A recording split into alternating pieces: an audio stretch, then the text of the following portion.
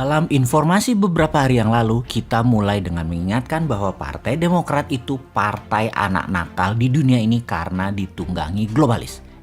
Ini Partai Demokrat Amerika loh ya, bukan partai yang jadi rebutan para jenderal. Bener deh, gara-gara urusan partai di Indonesia adalah syarat untuk jadi penguasa dan pemegang jabatan.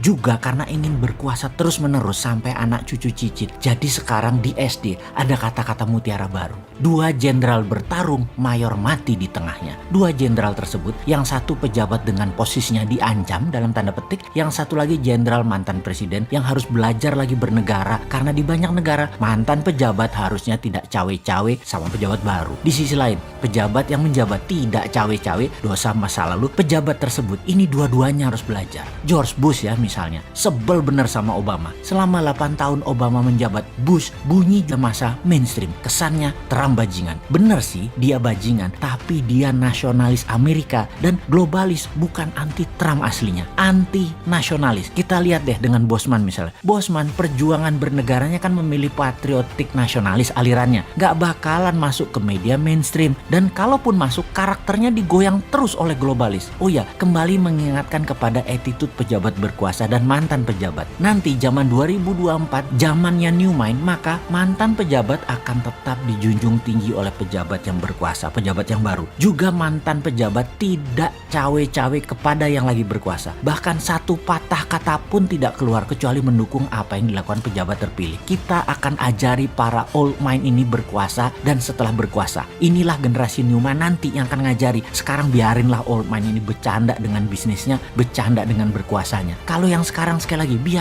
biarin aja mereka nggak ada etika, nggak punya kebijakan yang solid, yang tidak gonta-ganti dalam sesaat. Kebijakan itu harusnya solid. Pejabatnya pinter main kata-kata yang sekarang. Sementara oposisinya pada mandul kreativitas. Ya memang mereka berdua ya old mind. Jadi akan ada arus besar di tahun 2024. New mind versus old mind. Bukan incumbent versus oposisi. Incumbent versus oposisi itu old mind dua-duanya. New mind masih sedikit di tahun 2021. Namun di tahun 2022 pasti akan menguasai pemahaman bernegara kaum digital. Di tahun 2024 mereka yang generasi milenial dan generasi Z menguasai 65% voting right, hak pilih. Inilah generasi digital. Gak bisa dimainkan lagi pakai media mainstream. Jadi kita buktikan bahwa old mind sekarang berkuasa pasti gak bisa paham dan akan gelegepan ketika BBM harganya mendekati $100 per barel. Yang dimainkan globalis. Sementara new mind sudah tahu. Ini dibuka informasinya oleh new mind. BBM bakal ke arah $100 per barel dan instrumen perang akan dimainkan Demokrat di seluruh dunia. Itu bahkan informasinya sebelum Partai Demokrat menang dan jadi presiden di Amerika. Ya untuk kesekian kalinya, mudah-mudahan salah lagi analisanya Bosman. Sehingga yang lagi menjabat dan bernegara kesannya benar. Padahal beruntung aja orang gak banyak paham geopolitik dunia.